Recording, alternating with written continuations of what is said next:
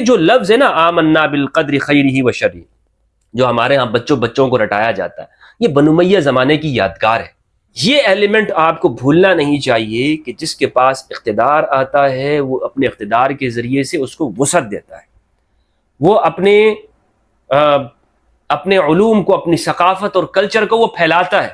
اور یہی کام ہمارے ہاں جو دنیا بھر میں جسے کہتے ہیں کہ سنی اکثریت میں ہے، اس کی وجہ اسی لیے کہ شیعہ کو ہمیشہ اقتدار سے دور رکھا گیا ہے۔ بسم اللہ والصلاة والسلام علی رسول اللہ وآلہ ومن والہ۔ السلام علیکم ورحمۃ اللہ وبرکاتہ۔ تاریخ کا مطالعہ قوموں کے عروج و زوال کو سمجھنے کے لیے انتہائی اہم ہے، اور خاص طور پر وہ لوگ جو مختلف فرقوں کی تاریخ جاننا چاہتے ہیں کہ یہ فرقے کس طرح وجود میں آئے۔ مسلمان باوجود اس کے کہ ان کا کلمہ ایک ہے، کعبہ ایک ہے اور پیغمبر ایک ہے، قرآن ان کی کتاب ایک ہے، لیکن وہ مختلف فرقوں میں تقسیم ہے، تو وہ پریشان ہو جاتے ہیں اور ان کو سمجھ یہ نہیں آتا کہ آخر یہ فرقے کس طرح سے شروع ہوئے۔ تو اس کے لیے میں پہلے بھی کئی مرتبہ عرض کر چکا ہوں کہ دو چیزوں کا جاننا بہت ضروری ہے، ایک تو اس فرقے کی تاریخ، اور دوسرا جس زمانے میں وہ فرقہ شروع ہوا ہے اس زمانے کی سیاسی تاریخ۔ اگر آپ سیاسی تاریخ کو نہیں جانیں گے تو آپ فرقوں کا بننا، فرقوں کا ٹوٹنا، اور کسی فرقے کا عروج میں آ جانا اور کسی فرقے کا زوال میں چلے جانا، اس کو سمجھ نہیں پائیں گے۔ اور خاص طور پر آج ہمارے سامنے جو سیاسی حالات ہیں اس میں ہم دیکھتے ہیں کہ ایک پارٹی کو عروج مل جاتا ہے، دوسری پارٹی وہ تباہ و برباد ہو جاتی ہے، کوئی اس کا نام لینے والا نہیں ہوتا۔ ایک عرصہ اس طرح ہوتا ہے کہ ہر جگہ پر صرف وہی پارٹی اور اس کے لوگ بول رہے ہوتے ہیں اور لوگ ان کو سن رہے ہوتے ہیں، بچے بچے کی زبان پر اسی پارٹی کے نعرے اور منشور ہوتے ہیں، ہر ایک کو یاد ہوتے ہیں، رٹا ہوا ہوتا ہے کہ اس پارٹی کا لیڈر یہ ہے، ان کے منشور یہ ہیں، وہ کہتے یہ ہیں، وہ آئیں گے تو یہ کریں گے۔ لیکن ایک زمانہ ایسے آتا ہے کہ بالکل تنزلی کا ہوتا ہے۔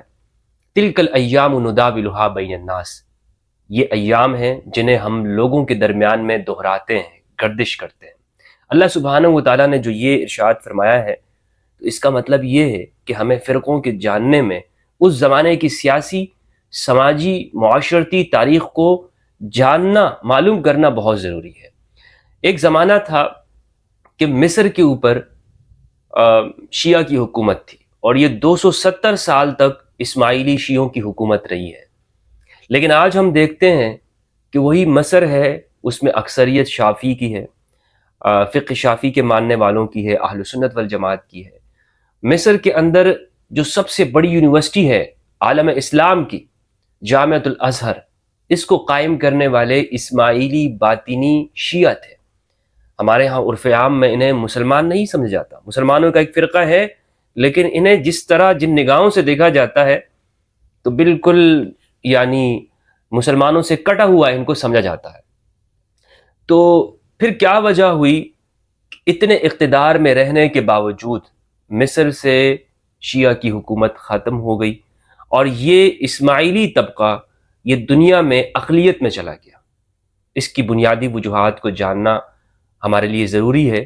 آج ہم انشاءاللہ اس ویڈیو میں اس فرقے کی تاریخ کا مطالعہ کریں گے۔ میں نے ابو الحسن علی ندوی رحمہ اللہ کی تاریخ دعوت و عزیمت کو پڑھا۔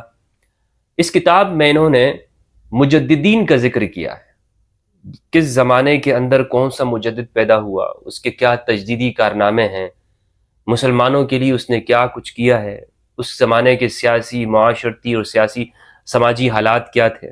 اس پہ انہوں نے تفصیل کے ساتھ بحث کی، اور سب سے پہلا جو مجدد انہوں نے ذکر کیا ہے وہ ہے عمر بن عبدالعزیز رحمہ اللہ۔ اس کے بعد پھر حسن بصری، سفیان ثوری اور دیگر مجتہدین کو انہوں نے، ابن تیمیہ تک، ابن تیمیہ کے اوپر انہوں نے ایک مفصل دوسری جلد لکھی ہے۔ تو بہرحال جو میں نے اس کتاب کو پڑھا، اور الحمدللہ چند دنوں کے اندر ہی میں نے اس کی 7 جلدیں پڑھ دی، مجھے بہت کمی محسوس ہوئی ہے۔ ابو الحسن علی ندوی صاحب نے اہل البیت علیہ السلام کا ذکر تو کیا ہے شروع میں، لیکن میں یہ سمجھتا ہوں کہ مجددین کی تاریخ کو شروع کرنے سے پہلے یعنی سب سے فرسٹ میں امام حسین علیہ السلام ہے، اس کے بعد دیگر مجددین ہیں، امام زید علیہ السلام ہے، ابو حنیفہ رضی اللہ عنہ ہے، امام شافعی ہیں، اور ائمہ اہل البیت علیہ السلام۔ لیکن ان کی کتاب میں کہیں پر بھی مجھے مجددین کے تذکرے میں یعنی شروع کے زمانے میں اہل البیت علیہ السلام کا ذکر نہیں ملا، جو کہ بہت بڑی کمی ہے. اور میں سلمان ندوی صاحب سے جو ابھی حیات ہیں ان سے میں گزارش کرنا چاہوں گا کہ اس کتاب کا تکملہ کریں یا اس کو کمپلیٹ کریں، کیونکہ یہ اہل البیت کے ذکر کے بغیر نامکمل ہے. تو اس لیے میرے ذہن میں یہ خیال آیا کہ انشاءاللہ عز و جل میں ایک پوری سیریز شروع کروں گا کہ جس میں اہل البیت علیہ السلام کی جو تجدیدی کارنامے ہیں، ایک تو فضائل ہے نا، ہمارے ہاں فضائل لوگ سناتے ہیں بڑھ چڑھ کر، ممبروں پہ بھی سنائے جاتے ہیں اور بہت اچھی بات ہے، لیکن اس سے شعور ڈیولپ نہیں ہوتا. یعنی آپ فضیلت سن لیتے ہیں، ٹھیک ہے، یہ آپ کی ایمان میں ایک جاذبیت پیدا ہو جاتی ہے اور آپ کو ایک حرارت ملتی ہے قلبی طور پر جو بہت ضرورت ہے، لیکن آپ کا شعور، اس کا لیول بلند ہونا چاہیے کہ آخر اہل البیت کی اتباع ہے تو کیوں ہے بھائی، وہ باقی لوگوں میں ممتاز کیوں ہے، ان کا کریکٹر کیا ہے، انہوں نے اپنے زمانے میں اپنے سیاسی، معاشرتی، سماجی حالات پر کس طرح اثر ڈالا ہے، ان کی قوتیں کیا تھیں، کون سی تحریکیں ان سے متاثر ہو کر اٹھی ہیں، اپنے وقت کے ظالم جابر بادشاہوں کے سامنے انہوں نے جو حوصلہ دیا ہے عوام کو، کیوں، کس طرح دیا ہے، کون سے مدارس انہوں نے قائم کیے، کون لوگ ان کے پاس پڑھنے کے لیے آتے تھے، اہل سنت والجماعت کے جو اکابرین ہیں انہوں نے کب اور کتنا علم ان سے حاصل کیا، اس پر ایک مفصل کتاب لکھنے کی ضرورت ہے. لیکن چونکہ کتاب لکھتے ہوئے میرا جمعیت خاطر اتنا نہیں ہوتا یا بیٹھتے ہوئے، اس لیے میں چاہوں گا کہ انشاءاللہ اس کو گفتگو کے انداز میں آپ کے سامنے جو میں سمجھوں گا اس کو آپ کے سامنے پیش کر دوں. بہرحال آج ہم مطالعہ کرتے ہیں اسماعیلی تاریخ کا اور جاننے کی کوشش کرتے ہیں کہ یہ ان کی جو خلافت فاطمیہ تھی یا الدولت الفاطمیہ ہے، اس کا آغاز کب ہوا، کیوں ہوا، اور اس میں کون کون سے حکمران بنے اور بنیادی عقائد اس میں کیا ہے. اس کا جو اگلا حصہ ہوگا انشاءاللہ اسی ویڈیو کا، وہ اسماعیلی فرقوں سے ٹوٹ جانے والے جو مختلف فرقے ہیں ان کے اوپر مشتمل ہوگا. مثلا قرامطہ کا ایک دور گزرا ہے، یہ کون سا فرقہ ہے، اس کے اوپر ایک مستقل ویڈیو. دروز، اس کے اوپر ایک مستقل بیان. اسی طرح مستعلیہ، نظاریہ، ان فرقوں کے اوپر مستقل بیان انشاءاللہ عز و جل میں کروں گا، جو اس ویڈیو کے اگلے سلسلہ ہوگا. ایک اور بات میں یہاں پر کہنا چاہتا ہوں کہ تاریخ کا مطالعہ بغیر تعصب کے کرنا چاہیے. یہ نہیں کہ آپ تاریخ کا مطالعہ کر رہے ہیں تو آپ کے ذہن میں پہلے سے ہی کچھ ہیروز ہیں اور آپ انہی کے ارد گرد ہو کر پوری تاریخ کا مطالعہ کریں گے. تاریخ کا جب بھی آپ مطالعہ کریں تو اس وقت کے سیاسی حالات کو ضرور دیکھیں. بہت سارے فرقے وہ اپنے زمانے کے سیاسی حالات سے پیدا ہوئے ہیں. مثال کے طور پر ایک فرقہ ہے جبریہ اور قدریہ. یہ جو جبریہ کا مطلب ہے انسان بالکل مجبور محض ہے، وہ اپنے اختیار کے ساتھ کچھ نہیں کر سکتا، وہ پانی کا گلاس بھی اپنے اختیار کے ساتھ نہیں اٹھا سکتا ہے، وہ اسی لیے اس کو یہ اختیار بالکل نہیں ہے کہ ایک ظالم بادشاہ ہو اور اس کے خلاف وہ آواز بلند کرے، کیونکہ وہ ظالم بادشاہ وہ خدا کی جانب سے اس کے اوپر مسلط ہے. اب جو کچھ وہ کرے گا تو وہ خدا کی طرف سے، لہٰذا اس کو چپ چاپ رہ کر اپنی زندگی گزارنی اور ادھر ادھر بالکل سر اٹھا کے نہیں دیکھنا. اس لیے جو جبریہ عقیدہ ہے یہ انسانی معاشرے میں، سماجیات میں، انقلابات کی راہ میں بڑی رکاوٹ ہے. اور ظالم حکومتیں یہ مختلف پیروں، فقیروں، 2 نمبر قسم کے جعلی درویشوں اور لوٹا قسم کی سیاستدانوں کے ذریعے سے یہ عامت الناس کا ذہن یہ بناتے ہیں کہ وہ بالکل مر جاتے ہیں، بالکل خسی ہو جاتے ہیں کہ ظالم کے سامنے تمہیں کیا ضرورت ہے، تم جاؤ بس 5 وقت کی نمازیں پڑھو، روزہ رکھو اور بس اپنے اللہ اللہ کرو اور اس کے حلال کماؤ، تمہیں کیا ضرورت ہے کہ تم یہ دیکھتے ہو کہ میرے گھر کے سامنے گڈر بہ رہا ہے اور میں اس کے اوپر چیئرمین کے خلاف آواز اٹھاؤں کہ بھئی وہ کام کیوں نہیں کر رہا، یا سسٹم کے اوپر بات کروں. تمہیں کیا، بس تم تو چند NGOs ہیں، انہیں جا کے خیرات دیتے رہو، تمہارا کام بس یہی ہے. تو اسی لیے یہ جو نیکی کا محدود تصور ہوتا ہے، یعنی نیکی کا اس طرح تصور کہ آپ بس اپنی فرد کی حیثیت تک اصلاح کریں، باقی معاشرے کے ساتھ آپ کٹ کے رہیں، یہ ظالمانہ حکومتوں کے لیے بڑا مفید ہوتا ہے. اور اس بات کو کہ یہ جو جبریہ کا عقیدہ ہے یہ باقاعدہ بنو امیہ کے زمانے میں پیدا ہوا کہ جب اس زمانے کے حکمران وہ لوگوں سے زبردستی بیعت لیتے تھے، زبردستی ان سے کہتے تھے کہ تم ہماری حکومت کا اقرار کرو، ورنہ تمہاری بیگم بھی تم پر طلاق ہے اور تمہاری گردن بھی ماری جائے گی۔ تو علامہ شبلی نعمانی نے اپنی کتاب علم الکلام حصہ اول کے اندر صفحہ نمبر 26 پہ اس بات کو لکھا ہے، 24 پر یہ کہتے ہیں، عنوان انہوں نے دیا ہے اختلاف عقائد کی بنیاد پالیٹکس سے ہوئی، سیاست سے ہوئی۔ کہتے ہیں اختلاف عقائد کے اگرچہ یہ سب اسباب فراہم تھے، لیکن ابتدا پالیٹکس یعنی ملکی ضرورت سے ہوئی۔ بنو امیہ کے زمانے میں چونکہ سفاکی کا بازار گرم تھا، طبیعتوں میں شورش پیدا ہوئی، لیکن جب کبھی شکایت کا لفظ کسی کی زبان پر آتا تھا تو طرفداران حکومت یہ کہہ کر اس کو چپ کرا دیتے تھے کہ جو کچھ ہوتا ہے خدا کی مرضی سے ہوتا ہے، ہم کو دم نہیں مارنا چاہیے۔ آمنا بالقدر خیرہ و شرہ، یہ جو لفظ ہے نا آمنا بالقدر خیرہ و شرہ، جو ہمارے ہاں بچوں کو رٹایا جاتا ہے، یہ بنو امیہ زمانے کی یادگار ہے۔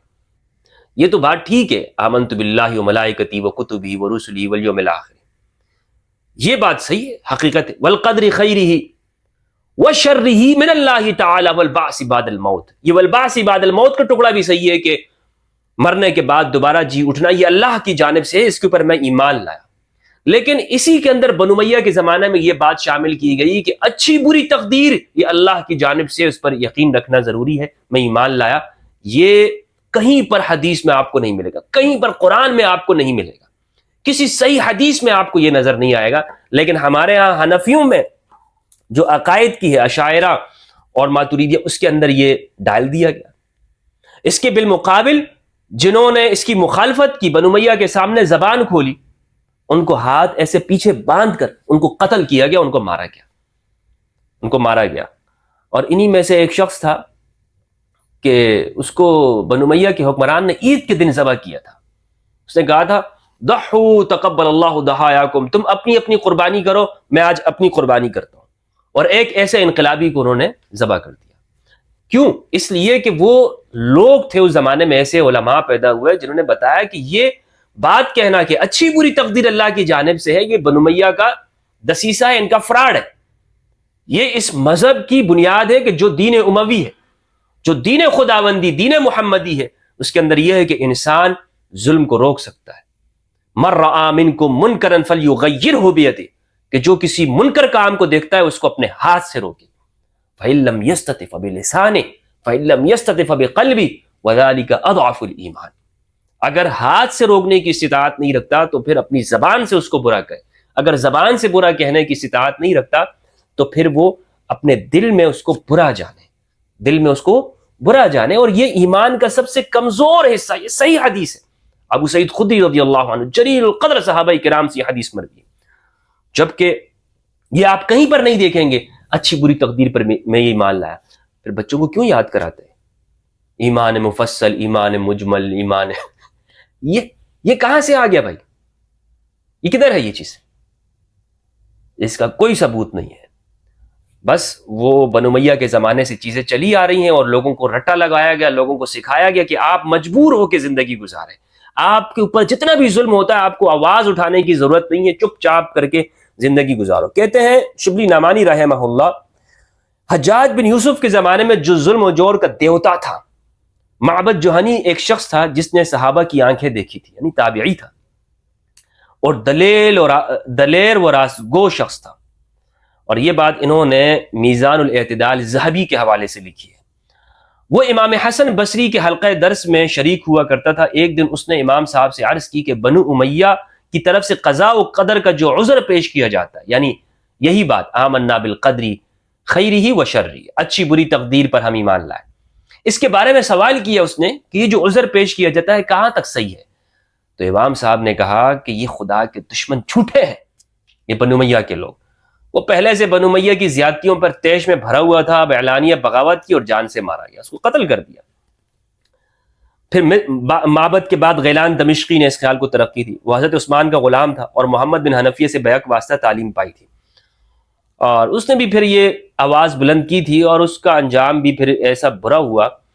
کہتے ہیں ہشام بن عبد الملک تخت حکومت پر بیٹھا، وہ غیلان کی کاروائیاں اپنی آنکھوں سے دیکھ چکا تھا، تخت نشینی کے ساتھ اس کو طلب کیا، بلایا اس کو، اس بندے کو بلاؤ، یہ لیڈر بہت خراب ہے، اس سے تو پورا معاشرہ تباہ و برباد ہو جائے گا، ہماری حکومتیں نہیں رہیں گی. اس کو طلب کیا اور بغاوت انگیزی کے جرم میں اس کے ہاتھ پاؤں کٹوا ڈالے. تاہم غیلان کی زبان درازیہ نہ گئی اور آخر اسی جرم میں جان سے مارا گیا. اسی زمانے میں جہم بن صفوان پیدا ہوا، وہ بھی امر بالمعروف کے جرم میں قتل ہوا.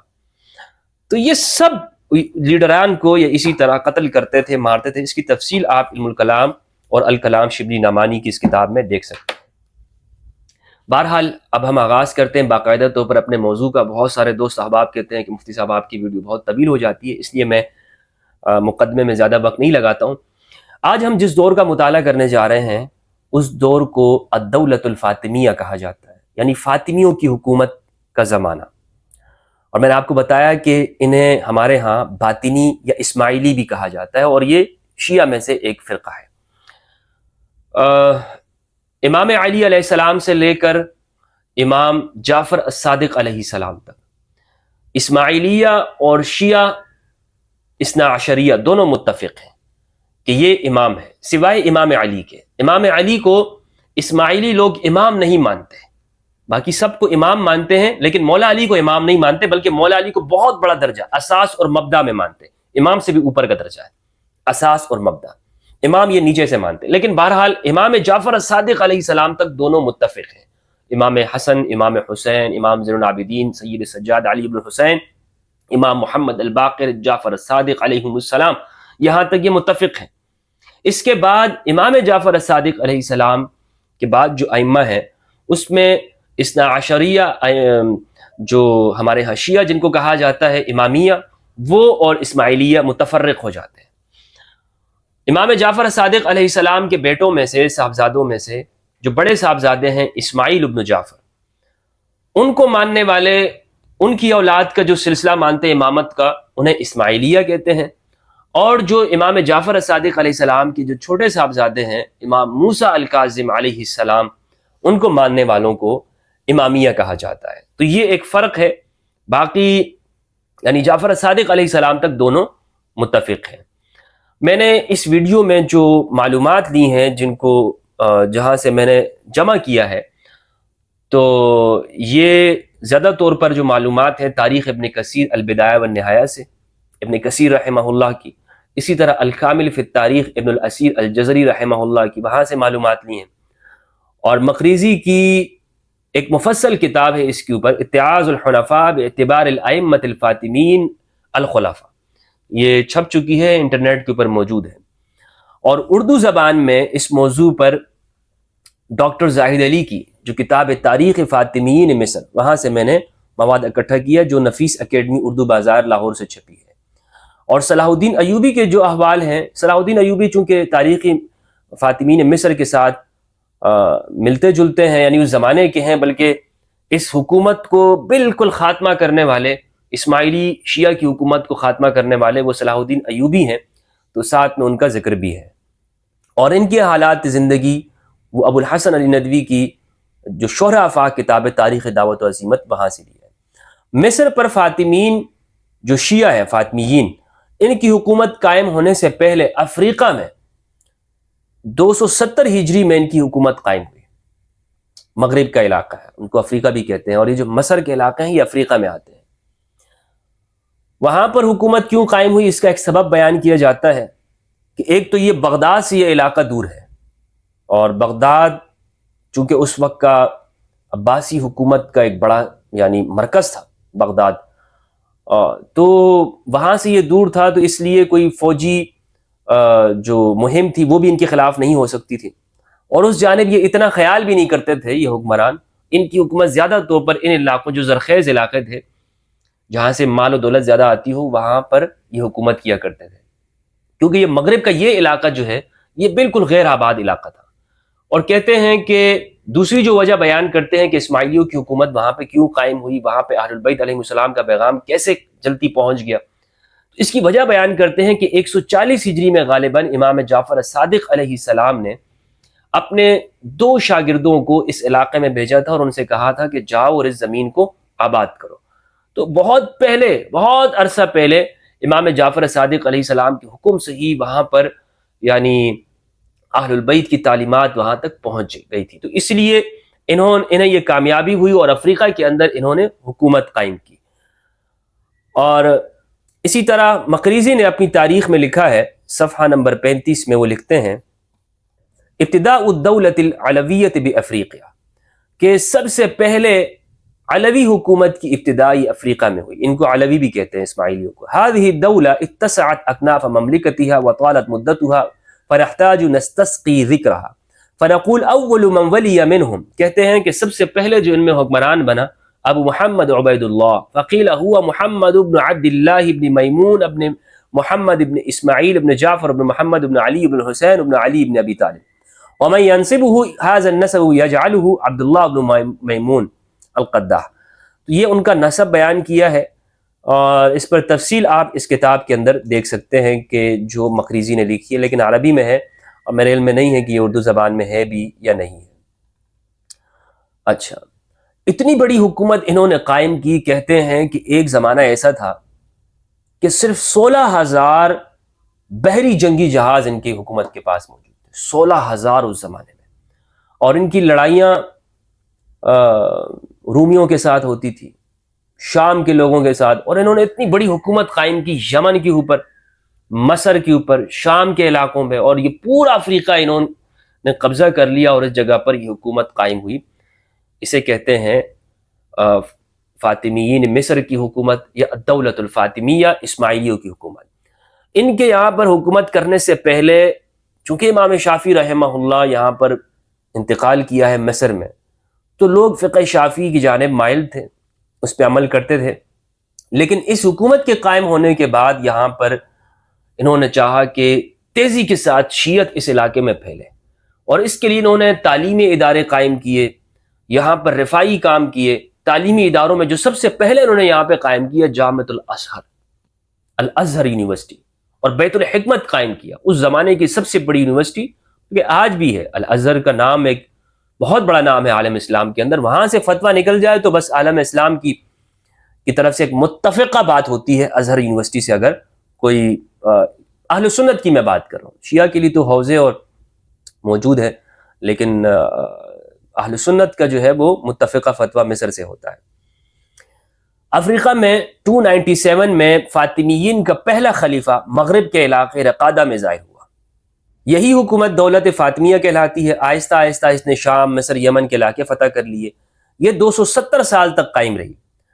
اچھا، اس کی وجوہات بھی میں نے بتا دی آپ کو کہ افریقہ میں یہ کیوں قائم ہوئی۔ امام جعفر صادق علیہ السلام نے اپنے 2 داعیوں کو وہاں بھیجا تھا۔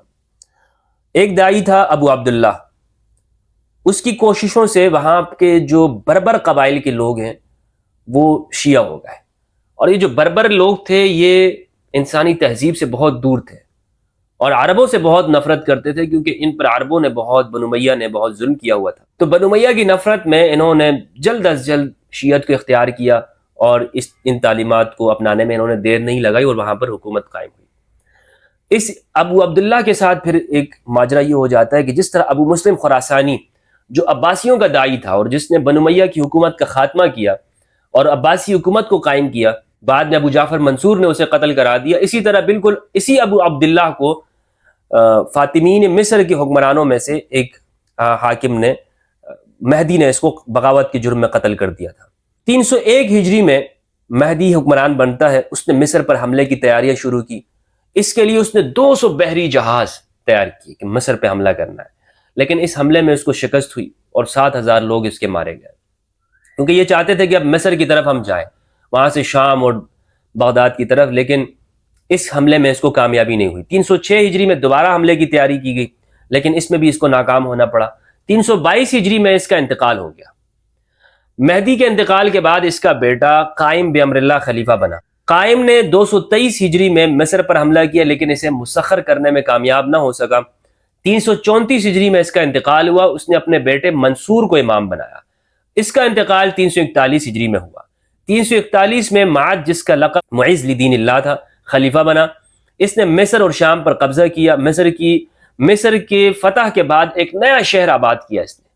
اس شخص نے، یعنی معز لدین اللہ، اس نے مصر کو فتح کر لیا، اور وہاں پر قاہرہ شہر آباد کیا جس کا نام اس نے رکھا قاہرہ معزیہ. 2.5 سال میں یہ شہر پورا آباد ہو گیا اور جامعہ ازہر کی تعمیر کی گئی. کہتے ہیں کہ قاہرہ کی تعمیر کے بعد جامعہ ازہر بنائی.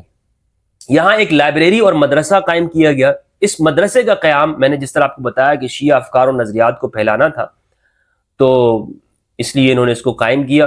اور یہ مدرسہ جوہر نے قائم کیا جو کہ اسی معز کا غلام تھا, رومی غلام تھا اس کا.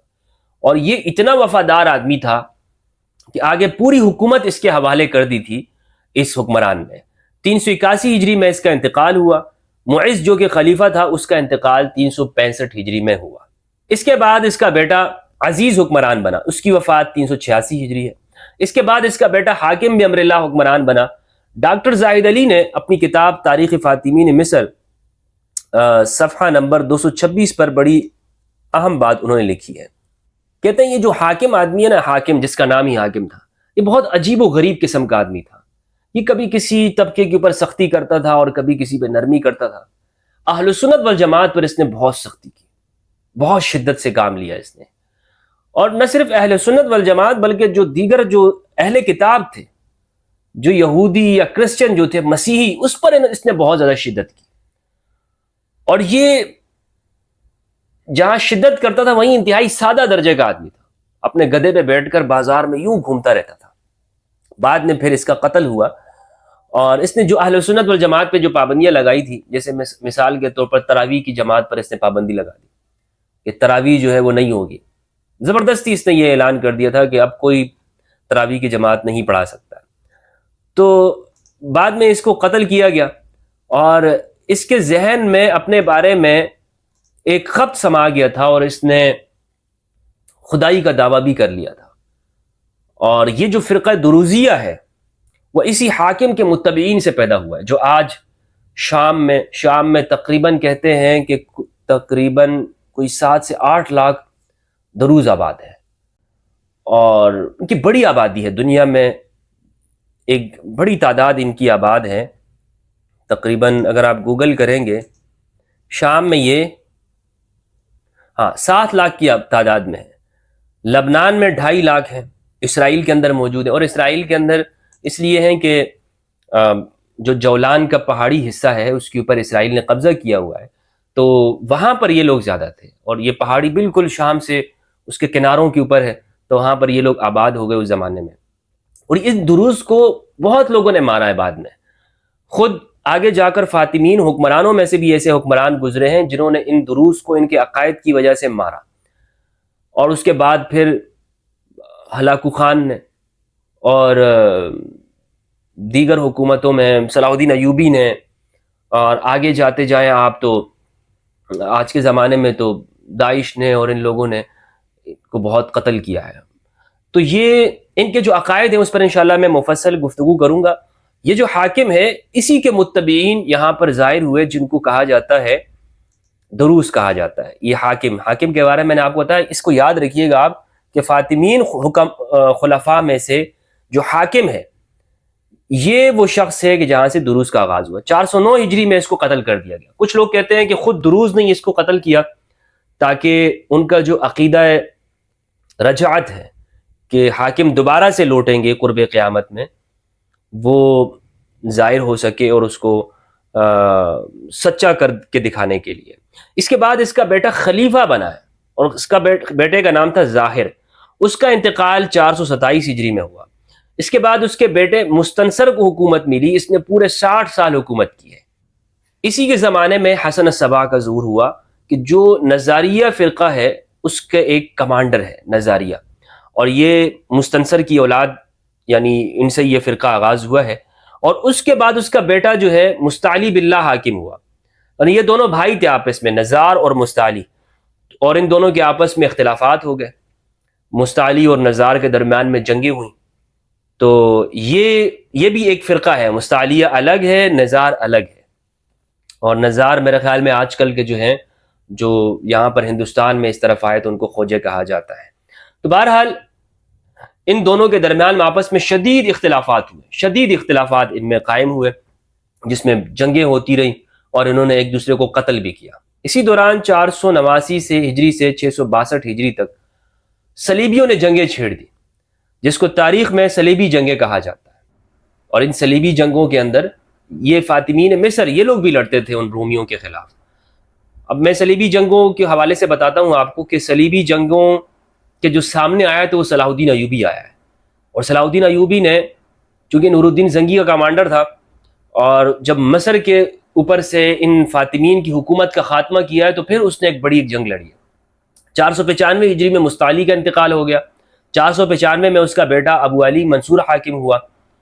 564 میں نور الدین نے مصر کا ارادہ کیا. اچھا، اب یہ عرصہ جو ہے اب یہ ان کے زوال کا ہے، کیونکہ جب نظاری اور مستعلی یہ دونوں آپس میں لڑنے لگے، آپس میں ہی خانہ جنگی شروع ہو گئی، تو باہر سے نور الدین کو موقع ملا. نور الدین نے سب سے پہلے اس لیے وہاں پر اندر آیا کہ صلیبیوں سے ان کو بچا سکے اور افرنگیوں سے، انگریزوں سے، لیکن وہ خود وہاں پہ بیٹھ گیا اور قابض ہو گیا.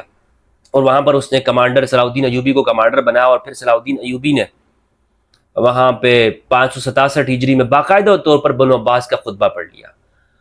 اب میں آپ کو بتاتا ہوں کہ صلاح الدین ایوبی کو جو یہاں پر ہمارے ہاں ایک بہت بڑا ہیرو سمجھا جاتا ہے.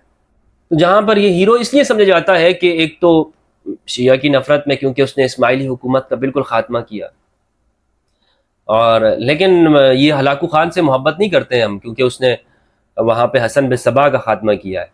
تو بہرحال صلاح الدین ایوبی ایک کمانڈر ہے چونکہ اس نے بیت المقدس فتح کیا ہے، اور اس میں کوئی شک و شبہ نہیں ہے کہ وہ ایک عرب کے اندر ایک بہادر کرد کمانڈر تھا. اور خواہ وہ اپنے ہوں یا غیر ہوں، سب اس بات کا اعتراف کرتے ہیں کہ اس نے چاہے اچھی حکومت کی ہو یا بری حکومت کی ہو، وہ ایک کٹر سنی تھا. ہاں، کٹر شافعی سنی تھا، صوفی بھی تھا. اپنے علاقے کے صوفیوں کو وہ مارتا تھا. سہروردی کو اس نے قتل کیا، لیکن باہر کے جو صوفی تھے اپنے علاقے سے باہر کے، ان کو وہ لے کر آتا تھا. یہ اس کی ایک بڑی عجیب طرح سے اس کی ایک سیاست تھی. لیکن یہ علم سے محبت کرنے والا بندہ نہیں تھا صلاح الدین ایوبی. صلاح الدین ایوبی کے بارے میں آپ کو بتاؤں کہ جامعۃ الازہر اور بیت الحکمت کے اندر جو اس زمانے کا سب سے بڑا مکتبہ تھا، اسے صلاح الدین ایوبی نے جلا دیا. لاکھوں کتابیں تھیں، سب کو صلاح الدین ایوبی نے جلا دیا. یہ جتنے بھی جو غازی ہیں، چونکہ یہ زیادہ طور پر قبائل سے تعلق رکھتے تھے، کرد تھے، اور جیسے آپ دیکھ لیں تو افغانستان سے دور پتھر کے علاقے کے لوگ، ان کو علم سے اتنی محبت نہیں ہوتی تھی. وہ بس یہ چاہتے تھے کہ لوگوں کی گردنیں ان کے سامنے جھکی رہیں. تو وہ کہاں پر علم سے محبت کرنے والے. اس بات کو ڈاکٹر زاہد علی نے لکھا ہے، اور تاریخ مقریزی کے حوالے سے انہوں نے لکھا ہے صفحہ نمبر 65 پہ، تاریخ فاطمیین حصہ نمبر 2 صفحہ 65، کہ اس نے تعصب اور بے دردی سے قصر فاطمی کے ذخیروں کو برباد کیا، اور نہایت افسوسناک واقعہ ہے کہ اس نے جو جتنی بھی مذہبی کتابیں تھیں سب کو تلف کر دیا. تو یہ بلکہ کہتا ہے کہ یہاں تک کہ بعض کتابوں کی جلدوں سے جوتیاں بنائیں گے. یہ تو ہے نا کہ یہ کفار کی علوم ہے. اسی لیے تو ہمارے ہاں ایک بحث ہے، یہ دینی علوم ہے یا کفار کی علوم ہے، یہ دنیاوی علوم ہے. حالانکہ کوئی دینی علم اور دنیاوی علم کچھ کوئی نہیں ہے. علم علم ہے. علم کی قرآن و سنت نے کہیں پہ تفریق نہیں کی ہے، لیکن یہ بعد میں ایک مذہبی بحث بن گئی کہ یہ دینی علم ہے اور یہ اخروی علم ہے. صلاح الدین ایوبی نے وہاں پر سب، یعنی جتنی بھی تھی، وہ اقتدار کے ذریعے سے شیعت کا خاتمہ کیا اس علاقے سے. آپ دیکھ لینا کہ ہمارے ہاں آج ہم لوگ پریشان ہیں کہ یورپ کا کلچر پھیل رہا ہے، اور لوگ آپ کو ہر گلی کی نکڑ پہ ایک پیر صاحب بیٹھا ہوئے وظیفہ دے رہا ہے کہ یہ لیجئے، آپ یورپین کلچر سے بچ جائیں گے. یہ کلچر وظیفوں سے نہیں رکتا ہے، نہ کلچر وظیفوں سے پھیلتا ہے کہ جناب لوگ آج آپ کو عربی زبان کو اپنانے لگے. کیوں اپنانے لگے؟ کیا آپ کا کوئی سیاسی اقتدار موجود ہے؟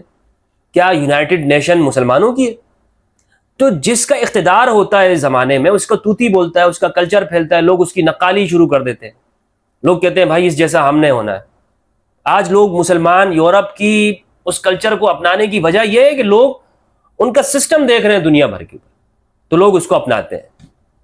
یہ بات ہے، اس کو یاد رکھیے گا کہ کلچر کبھی بھی وہ وظائف سے نہیں پھیلتا ہے، نہ تبلیغ سے پھیلتا ہے.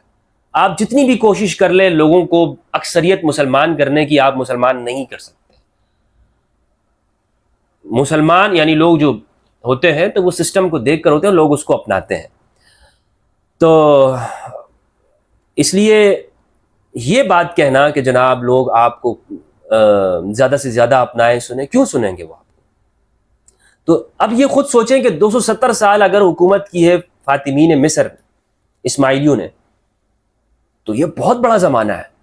یہاں ہندوستان کے اوپر انگریزوں نے 200 سال حکومت کی اور سب لوگ مرعوب ہو گئے، آج تک ہم لوگ غلامی سے نہیں نکل پائے. پھر سوچئے 270 سال اور اس زمانے میں، تو اندازہ لگائی کہ کتنی بڑی تعداد شیعہ ہو چکی ہوگی. لیکن اس کا خاتمہ ہو گیا، کیونکہ بعد میں پھر حکومت آئی، اقتدار بدلا، جب بالجبر یہ سارے کام ہوئے.